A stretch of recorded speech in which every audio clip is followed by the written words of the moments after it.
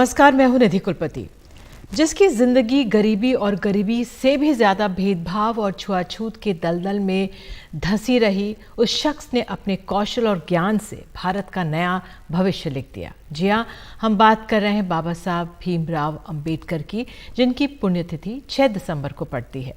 बाबा साहब ने भारत का एक ऐसा संविधान लिखा जिसने इस देश को राष्ट्र बनाने में सबसे अहम भूमिका निभाई है।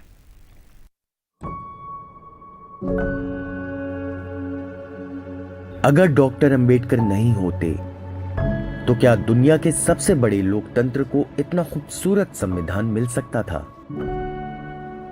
अगर डॉक्टर अंबेडकर नहीं होते तो क्या उन दलितों को मनुष्य बनने का अधिकार मिल पाता, जिनके साए से भी लोगों को छूत का पाप लग जाता था?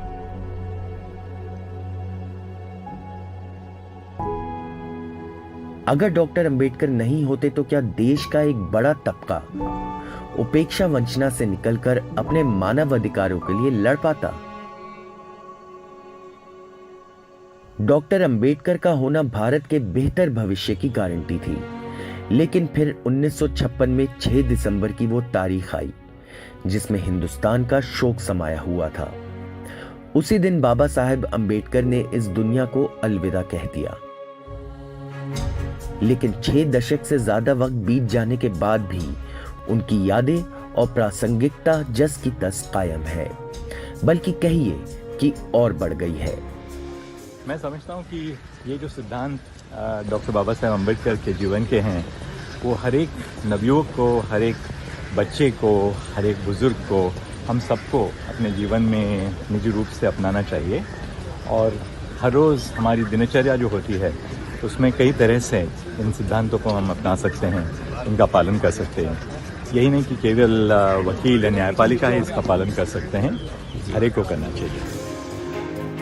जब भी विषमता के खिलाफ संघर्ष की आवाज उठती है तो कुछ नामों को दुनिया बड़ी शिद्दत से याद करती है। उनमें अमेरिका के मार्टिन लूथर किंग आते हैं, जिन्होंने अमेरिका में अश्वेतों को समानता का अधिकार दिलाने के लिए अपनी जान दे दी थी।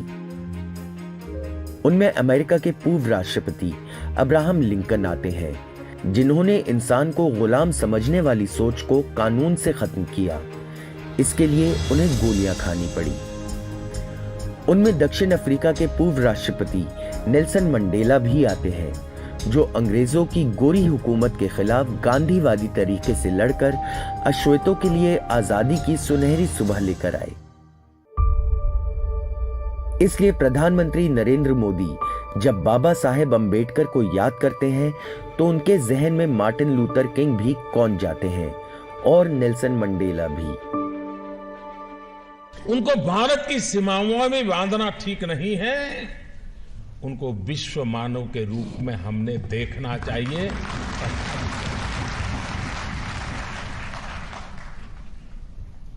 दुनिया जिस रूप से मार्टिन लूथर किंग को देखती है, हम बाबा साहब आम्बेडकर को उससे जरा भी कम नहीं देख सकते। आजादी के वक्त जब तय हुआ कि भारत का नया संविधान बनेगा, तो सवाल उठा कि कौन बनाएगा संविधान। तब गांधी ने कहा कि अंबेडकर है ना। उस डॉक्टर अंबेडकर ने सदियों की गुलामी से मुक्ति पाने वाले हिंदुस्तान के लिए ऐसा संविधान बनाया जिसमें दलितों, आदिवासियों के लिए आरक्षण का प्रावधान किया गया, जिसमें हर हिंदुस्तानी को मौलिक अधिकारों से जोड़ा गया, जिसमें हर हिंदुस्तानी को वोट का अधिकार मिला और उनमें महिलाओं को भी वो सारे अधिकार मिले जो कभी पुरुषों तक सीमित होते थे। इसलिए बाबा साहेब की पुण्यतिथि पर पूरी दुनिया उनको बड़ी शिद्दत से याद करती है। महू से मैनहट्टन तक, नागपुर से न्यू जर्सी तक, हिंदुस्तान में भी सड़क से संसद तक। तभी तो संसद में बाबा साहेब अंबेडकर की आत्मकद प्रतिमा पर पक्ष विपक्ष से परे उठकर सभी श्रद्धा के पुष्प चढ़ाते हैं। राष्ट्रपति द्रौपदी मुर्मू और प्रधानमंत्री नरेंद्र मोदी से लेकर एक आम आदमी तक, जिसकी आंखों में बाबा साहेब के प्रति एहसान का भाव साफ दिखता है।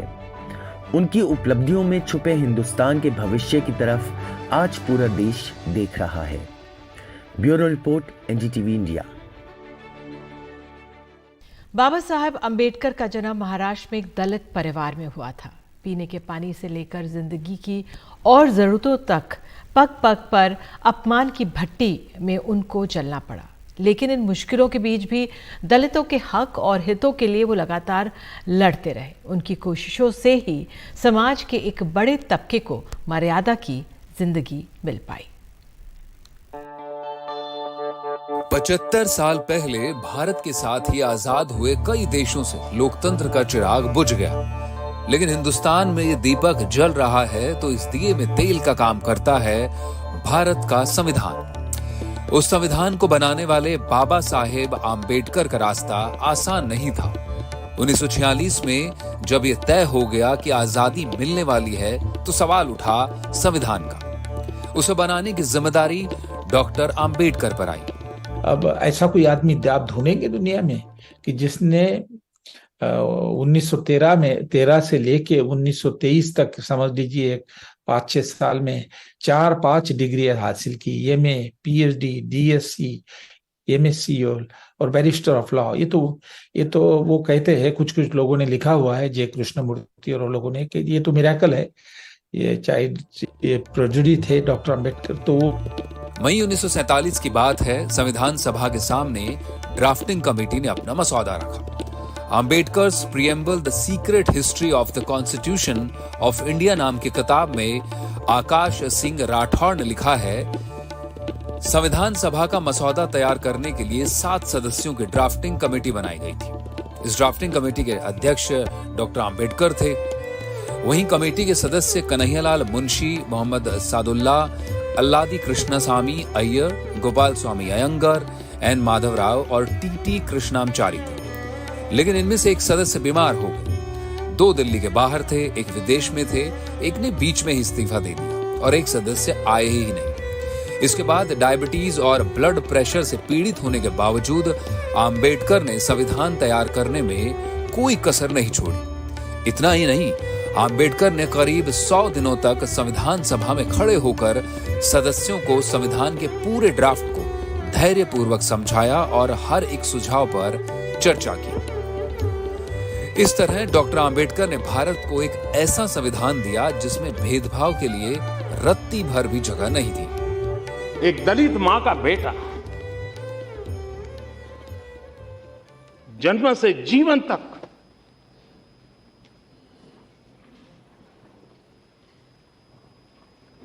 सिर्फ यातनाएं झेली, अपमानित होता रहा, उपेक्षित होता रहा, डगर डगर उनको सहना पड़ा। उसी व्यक्ति के हाथ में जब देश के भविष्य का दस्तावेज बनाने का अवसर आया तो ये पूरी संभावना होती, वो हम जैसा अगर मनुष्य होता तो, कि वो कटुता, वो जहर कहीं न कहीं प्रकट होता, बदले की कहीं आग निकल आती, कहीं भाव निकल आता। लेकिन ये बाबा साहब आम्बेडकर की ऊंचाई थी कि जीवन भर झेला, लेकिन संविधान में कहीं पर वो बदले का भाव नहीं। डॉक्टर आम्बेडकर शिक्षा की ताकत को भांप चुके थे, इसीलिए बचपन में सामाजिक और आर्थिक भेदभाव के बाद भी उनका हौसला नहीं टूटा। उन्होंने पढ़ाई जारी रखी। 1907 में 10वीं करने के बाद तत्कालीन बॉम्बे के एल्फिस्टन कॉलेज में दाखिला लिया। उन्होंने 1912 में अर्थशास्त्र और राजनीति विज्ञान में डिग्री प्राप्त की। 1916 में कोलंबिया यूनिवर्सिटी अमेरिका से उन्हें पीएचडी की उपाधि भी मिली। डॉक्टर आम्बेडकर जिस माहर जाति से आते थे उसका उत्पीड़न उन्होंने खुद भी भोगा, इसीलिए कहीं चुपचाप जिंदगी बसर करने की जगह उन्होंने सारे दलितों की आवाज उठाने का फैसला लिया। वो गूंज 1929 में सुनाई पड़ी जब सतारा के एक तालाब में पानी पीकर उन्होंने भेदभाव के खिलाफ पहला शंखनाद किया। दलितों के सवाल पर ही महात्मा गांधी से भी उनकी राजनीतिक दूरियां बढ़ती गई। डॉक्टर आम्बेडकर दलितों के लिए चुनावों में अलग प्रतिनिधित्व चाहते थे, लेकिन गांधी इसके लिए तैयार नहीं हुए। गांधी आमरण अनशन पर बैठ गए, जिसके बाद दबाव में आम्बेडकर को झुकना पड़ा और दोनों महान नेताओं के बीच 1932 में पूना पैक्ट हुआ। हालांकि पूना पैक्ट का फांस कभी बाबा साहेब के दिल से गया नहीं, लेकिन संविधान बनाते हुए वो धर्म जाति सबसे ऊपर उठकर काम करते रहे। अंबेडकर समय से काफी आगे थे।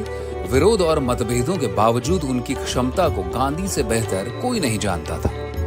गांधी के जोर देने पर ही डॉक्टर अंबेडकर नेहरू सरकार में कानून मंत्री बने थे, लेकिन वो रिश्ता लंबे समय तक चला नहीं। 1950 में देश को संविधान मिल गया, लेकिन उस साल तक भारत अपने दो बड़े नेताओं महात्मा गांधी और सरदार पटेल को खो चुका था। हिंदू कोड बिल पर नेहरू से डॉक्टर अंबेडकर का मतभेद इतना बढ़ा कि 1951 में उन्होंने सरकार से ही इस्तीफा दे दिया। 1951-52 में जब पहला आम चुनाव हुआ तो अंबेडकर बॉम्बे नॉर्थ सेंट्रल से शेड्यूल्ड कास्ट फेडरेशन पार्टी से चुनाव लड़े। उनके खिलाफ नेहरू की अगुवाई वाली कांग्रेस ने अंबेडकर के ही निजी सहायक रहे नारायण काजरोलकर को लड़ा दिया। काजरोलकर ने डॉक्टर अंबेडकर को 15,000 वोटों से शिकस्त दी। 1954 में भंडारा सीट से अंबेडकर दोबारा लड़े, लेकिन फिर हार गए। इससे बड़ा दुर्भाग्य क्या हो सकता था कि भारत के जिस लाल ने संविधान बनाया वो जो सबसे योग्य था, सबसे पढ़ा लिखा था, संवेदनशील और दलितों, पिछड़ों, आदिवासियों के हितों का रक्षक था, उसके लिए संसद का दरवाजा खुल ही नहीं पाया। लेकिन 70 वर्षों की दूरी पर आज दुनिया उस अंबेडकर की शख्सियत में अपना भविष्य देख रही है। तभी तो कुछ दिनों पहले ही अमेरिका के मैरीलैंड में अंबेडकर की एक आदमकद प्रतिमा लगी, जिसे स्टैच्यू ऑफ इक्वेलिटी कहा जाता है। दुनिया के हर हिस्से में दबे कुचले लोगों की वैचारिक नुमाइंदगी डॉक्टर अंबेडकर आज भी कर रहे हैं और हमेशा करते रहेंगे।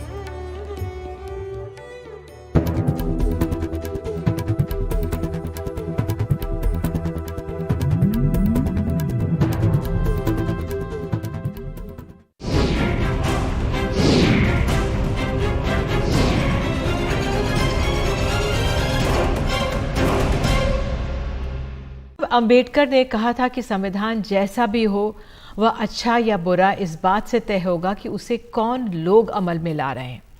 लेकिन इसमें संदेह नहीं कि भारतीय संविधान एक क्रांतिकारी दस्तावेज है, ऐसा दस्तावेज जो 5000 साल की तरह तरह की गैर बराबरी को खत्म कर एक समान समाज का सपना देता है। अंबेडकर ना होते तो शायद संविधान में ये क्रांतिकारी तत्व ना होता। संविधान के पवित्र पन्नों से गुजरते हुए हिंदुस्तान आज दुनिया की एक बड़ी ताकत बनने के रास्ते पर है। भारत के इस संविधान को बनाते समय डॉक्टर भीमराव अंबेडकर ने इस बात पर जोर दिया कि संविधान का पालन भारत को राष्ट्र निर्माण की तरफ ले जाए। इसीलिए वो संविधान बनाते समय धर्म या जाति से टकराने वाले नेता की तरह नहीं, बल्कि एक राष्ट्र निर्माता के रूप में पेश आते थे। वह अछूतों के राजनीतिक सामाजिक अधिकारों के लिए लड़ रहे थे, लेकिन बगैर किसी कड़वाहट के। उनकी चिंता के केंद्र में जाति या समूह नहीं, बल्कि स्वतंत्रता, समानता और बंधुत्व का सिद्धांत था। इसीलिए वो संवैधानिक संस्थाओं को मजबूत बनाने पर जोर देते रहे। इसका विस्तार 26 नवंबर 1949 को संविधान सभा में दिए उनके आखिरी भाषण में दिखा कि हम सबसे अच्छा संविधान लिख सकते हैं, लेकिन उसकी कामयाबी आखिरकार उन लोगों पर निर्भर करेगी जो देश को चलाएंगे। ये संविधान बनाने की जो प्रक्रिया चल रही थी उसमें बहुत सारे लोग काम कर रहे थे, लेकिन अम्बेडकर जी की विशेषज्ञता लॉ की थी और वो कानून को भी जानते थे, समाज को भी जानते थे। तो ये विशेष रूप से ये काम उनको सौंपा गया कि वो भारत का एक संविधान बनाए, और उनकी जो समझदारी थी, उनका जो अध्ययन था, उनका जो ज्ञान था, उन सब कारणों से उनको ये काम सौंपा गया। अंबेडकर ने संविधान सभा के आखिरी भाषण में आर्थिक और सामाजिक गैर बराबरी को खत्म करने को राष्ट्रीय एजेंडे के रूप में पेश किया। समानता के सिद्धांत को मजबूत करने की इच्छा और इच्छा शक्ति से ही आरक्षण का सिद्धांत निकला। डॉक्टर अंबेडकर की कामना थी कि दलितों और आदिवासियों के लिए अवसरों का रास्ता खोला जाए, जिसको संविधान सभा में बैठे नेहरू, पटेल, राजेंद्र प्रसाद, मौलाना आजाद जैसे नेताओं का खुला समर्थन मिला।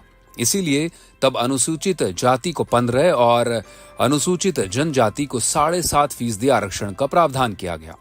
और कमाल देखिए कि बगैर खून खराबे के हिंदुस्तान सामाजिक राजनीतिक बदलाव के साथ आगे बढ़ रहा है, बाबा साहेब के बनाए संविधान की बदौलत।